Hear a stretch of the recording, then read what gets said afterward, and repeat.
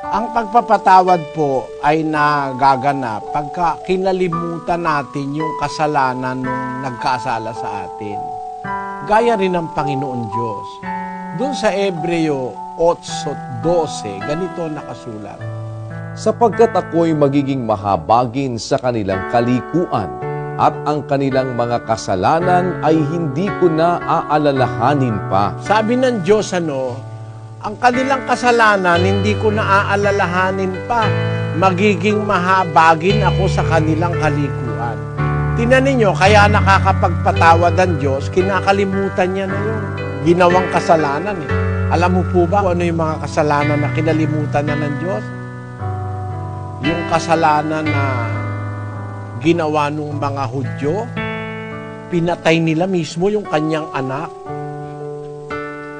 Pinatawad ng ama yun eh, nung magsisi yung mga pumatay sa kanyang anak na mga Hudyo. Nagsisi yun eh, 2:36 ng Gawa. Pakatalastasin nga ng buong angkan ni Israel na ginawa ng Diyos na Panginoon at Kristo itong si Jesus na inyong ipinako sa krus. Nang marinig nga nila ito, ay nangasaktan ang kanilang puso at sinabi kay Pedro at sa ibang mga apostol, "Mga kapatid, anong gagawin namin?" At sinabi sa kanila ni Pedro, "Mangagsisi kayo at mangagbautismo ang bawat isa sa inyo sa pangalan ni Hesukristo sa ikapagpapatawad ng inyong mga kasalanan at tatanggapin ninyo ang kaloob ng Espiritu Santo." Ang kausap diyan ni Pedro, yung mismong mga pumatay kay Kristo. Nasaktan sila nung sabihin ni Pedro, yung ginawa ng Diyos na Panginoon at Kristo, itong si Jesus, ipinako nyo sa krus. Ang kausap niya yung mga mismong nagpako. Nang marinig ang wika nila ito, nasaktan ang kanilang puso. At sabi nila kay Pedro, "Anong gagawin namin?" Sabi ni Pedro sa kanila, "Magsisi kayo, magbautismo kayo sa ikapagpapatawad ng inyong kasalanan." Ibig sabihin, mismong yung pumatay sa anak ng Diyos, napatawad ng Diyos yun.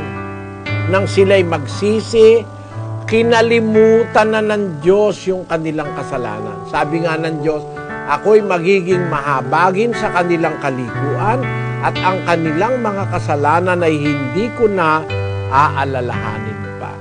Ang solusyon para po mapatawad, maalis yung galit sa puso, kalimutan. Ang Diyos nga, ang memory niya perfect eh. Pero kinakalimutan niya na yung kasalanan ng tao pagka nagbalik loob tayo. Kinakalimutan niya na yun. Ganun lang po kapatid ang paraan. Hindi kasi mawawala yung nasa puso na pait pagka hindi mo kakalimutan. Kailangan kalimutan mo. Doon po ginagamit yung ating kalimot. Meron po tayong pinaggagamitan ng pagtanda o tatandaan natin yung mga salita ng Diyos. Sabi ng Biblia, tatandaan natin yon. Remember. Sabi, tandaan ang salita ng Diyos. Pero yung kaliko ang nagawa ng tao sa atin, dapat kakalimutan na natin. Kasi kung ang Diyos hindi niya kakalimutan, wala lang taong maliligtas eh. Basahin natin ang awit 133. Kung ikaw, Panginoon, magtatanda ng mga kasamaan, o Panginoon, sinong tatayo? Ikaw, Panginoon, ay magtatanda ng mga kasamaan. Panginoon, sinong tatayo? Sino pa makakatayo? Lahat ng tao ay nagkakasala.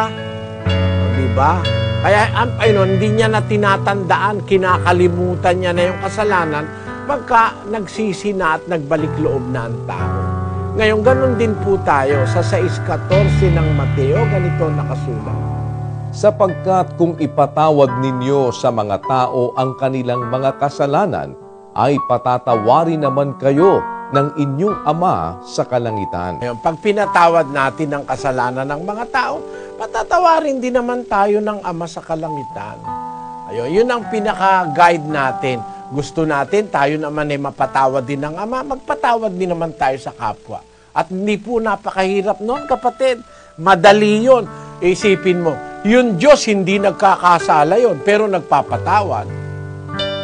Ikaw naman nagkakasala ka, ikaw pa kaya ang hindi makapagpatawad? Kung yung Diyos nga hindi nagkakasala, marunong magpatawad ikaw nagkakasala ka rin, dapat maintindihan mo na ang tao, ikaw mismo nagkakasala rin, dahil nagkakasala ka, dapat maintindihan mo na yung kapwa mo tao, kaya nagkasala, kagaya mo rin, pareho lang kayong tao, may kahinaan, may kabiglaanan, mayroong hindi naiintindihan, kaya nakakagawa tayo ng kasalanan. Minsan natutukso tayo, minsan di natin mapigil, nagkasala tayo.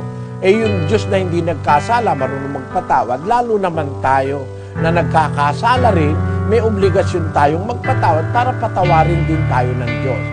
Ipatawad mo sa amin ang aming mga utang, gaya ng pagpapatawad namin sa nagkakautang sa amin. Ang sabi ng panalangin.